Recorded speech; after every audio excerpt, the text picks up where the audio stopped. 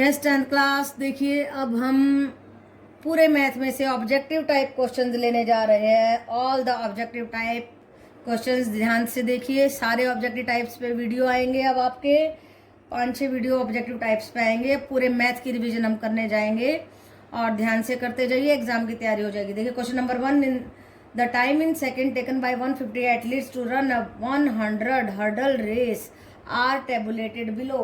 तो एक 100 मीटर की हर्डल रेस है और उसमें टाइम जो है नीचे ऐसे टेबल फॉर्म में दिया हुआ है। 13.8 से 14, 14 से 14.2, 14.2 से 14.4, 14.4 से 14.6 and this is the number of the students who have completed the race. Okay, so we have to find out the number of the athlete who have completed the race with less than 14.6 seconds में, जिसने इतने समय से कम किया। देखो 14.6 यहाँ पर आ गया है, उसके बाद उसके आगे वाला चल रहा है, तो हमें ये सारे स्टूडेंट्स को जोड़ना होगा। ओके, तो इस क्वेश्चन में कुछ भी नहीं था। 14.6 समय से कम कितने स्टूडेंट्स ने रेस को कंप्लीट कर लिया? 71 + 5 + 4 + 2 and that is coming out to be 82। Okay बेटा, so it was a simple question of 1 marks and you can do it very easily. Yes 10th class. देखिए question number 2, in the adjoining figure AD is the bisector of angle A। This AD is the bisector of this angle A। This angle is equal to this angle. Okay, so if AB is equal to 4 centimeter, BD is equal to 4 centimeter, DC is equal to 3 centimeter and AB is equal to 6 centimeter, then AC is equal to, ये AC निकालनी है हमें। तो याद रखिए, क्या याद रखना है आपको कि जो एंगुलर बाइसेक्टर होता है उसके सामने वाली जो इंटरसेक्टिंग साइड्स होती हैं, that is BD by DC is always equal to the ratio of the sides containing that angle, AB by AC. This by this is equal to this by this. देखो इसके सामने वाली जो divide कर दी है side, उसका ratio उन sides की रेशो के बराबर होगा जिन साइड्स ने उस एंगल को कंटेन किया है। ओके बेटा, तो हमने वही लगा दिया, BD by DC is equal to AB by AC। So BD था हमारा 4 एंड DC था 3 एंड AB हमारा है 6 और AC जो है हमें निकालना है। क्रॉस मल्टीप्लाई कर दीजिए, 4AC is equal to 6 × 3 is equal to 18। AC आ जाएगा 18/4। So we are getting 9/2 and that is equal to 4.5 centimetre. तो इस क्वेश्चन में कुछ नहीं, बस आपने याद रखना है कि जब ये एंगुलर बाइसेक्टर सामने वाली भुजाओं को डिवाइड करता है तो क्या होता है, दिस BD बाय, ये याद रखना है आपको, BD by DC is always equal to this AB by AC। ये रिजल्ट बहुत इंपॉर्टेंट है। ओके बेटा, अगर ये रिजल्ट आता तो फटाक से आप आंसर दे देंगे। ऑब्जेक्टिव टाइप क्वेश्चन है, 1 मार्क्स है, 2 मिनट में कर देंगे, सोचने की भी जरूरत नहीं होगी। ओके बेटा। Yes 10th class. देखिए question number 3, if 2 tangents inclined on the angle of 60 degree, 2 tangent है एक सर्कल पर जा रही हैं एंड और बीच में 60 डिग्री का एंगल बना रही हैं। So are drawn to a circle at the of the radius 5 centimetre. ये रेडियस 5 सेंटीमीटर है दोनों तरफ। Then the length of the tangent is, हमें लेंथ ऑफ द टेंजेंट निकालनी है। तो आपको मालूम ये है that this distance from the centre to the point of the contact of a tangent is always perpendicular to this, so it has become a right angled triangle। कौन सी? APO।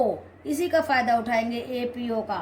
Now देखिए given क्या है, AO OB is equal to 5। ये 5 है, ये भी 5 है क्योंकि रेडियस है, एंड एंगल AP भी 60 डिग्री है, ये हमें गिवन है। और क्योंकि ये एंगुलर जो है बाइसेक्टर है तो इसलिए ये 30 डिग्री हो गया। APO, अब इस APO राइट एंगल ट्राइंगल को उठा लीजिए। In the triangle APO which is a right angle, देखिए साइन 30 डिग्री, ये 30 डिग्री पे लगा दिया sign, P/B, AO by AP। थोड़ी सी ट्रिग्नोमेट्री आ गई है यहाँ पे, ठीक है। पूरे मैथ में सभी चीजें मिला के आती हैं बेटा, तो यहाँ पे ट्रिग्नोमेट्री आ गई है। ये सर्कल का टेंजेंट्स का क्वेश्चन है, ट्रिग्नोमेट्री लगा रहे हैं बीच में। Sine 30 degree is equal to AO by AP and sine 30 1/2 होता है, जैसे आपको टेबल बनानी सिखाई थी वहां से वैल्यू लेनी है। AO हमें 5 गिवन है by AP, then AP will be coming out to be 5 × 2 and that is equal to 10 centimetre. तो टेंजेंट कितनी आई? 10 10 की। और आपको मालूम है when the tangents are drawn from a point which is outside the circle are always equal in length, तो 10 10 centimetre की टेंजेंट्स हमारी आ गई। ओके बेटा, यस बेटा 10th क्लास देखिए, the number of the zeros in the cubic polynomial में B at most कितने हो सकते हैं। क्यूबिक पोलिनोमियल है, ऐसी पोलिनोमियल है जिसकी डिग्री है x cube plus 2x square plus x, इस तरीके की पोलिनोमियल है, प्लस 7 भी लगा दो तो नंबर ऑफ द जीरोज होंगे 3। तो जितनी डिग्री होती है उतने नंबर ऑफ द जीरोज होते हैं। तो क्वाड्रेटिक कौन सी होती है, x square plus 2x plus 6 quadratic होती है जिसकी डिग्री होती है 2, तो उसके कितने हो जाएंगे 2 हो जाएंगे। अगर 5 डिग्री है तो एटमोस्ट 5 जीरोज होंगे। अगर general form of the equation हम लें a1xn plus a2xn minus 1 plus a3xn minus 2 and up to last तक चले जाएं, an हो जाए और x 0 हो जाए, then what will be the utmost number of the zeros, that will be n।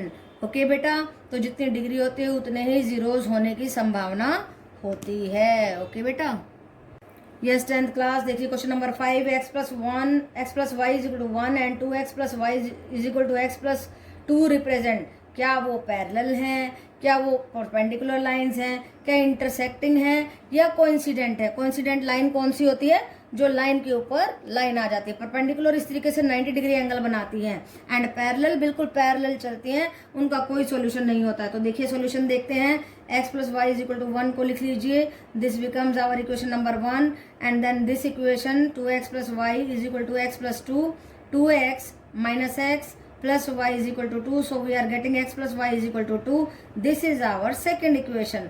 So two equations are here from 1 and 2. हम क्या करेंगे, आपको मालूम है a1 by a2 याद कीजिए, ये a1 है, ये a पहली इक्वेशन है, दूसरी है, तो x के coefficient a1 a2 b1 b2 c1 c2, याद आया, वही काम कर रहे हैं। a1 by a2 आ गया हमारा 1 by 1, then b1 by b2 1 by 1 and then c1 by c2 1 by 2. Now what we are getting, a1 by a2 is equal to b1 by b2, ये दोनों बराबर आ गए ना, is equal to b1 by b2, yes ये भी 1 आया था, देखो 1 था ना, ये गलती से लिख दिया, yes b1 by b2 but not equal to c1 by c2. When this type of the condition is there then the lines are parallel.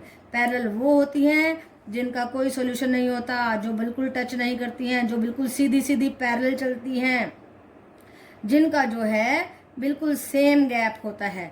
Okay, तो दूसरे रिजल्ट भी मैं बता देती हूँ इस तरीके के, a1 by a2 is equal to b1 by b2 is equal to c1 by c2 आ जाए तो कोइंसिडेंट लाइन होती है, लाइन के ऊपर लाइन आ जाती है, हर जगह से टच कर रही है, इनफाइनाइट मैनी सॉल्यूशन हो जाते हैं। और अगर a1 by a2 is not equal to b1 by b2 तो इंटरसेक्टिंग लाइन होती है, इस तरीके की लाइन होती है। राइट बेटा, तो ये रिजल्ट आपको तीनों अगर याद होंगे तो इस तरीके के क्वेश्चन आप बड़े आराम से कर सकते हैं। करना क्या है, a1 by a2 निकालो, b1 by b2 निकालो, c1 by c2 निकालो और देखो कि कौन सी कंडीशन लग रही है, and you can find out it very easily. Okay बेटा।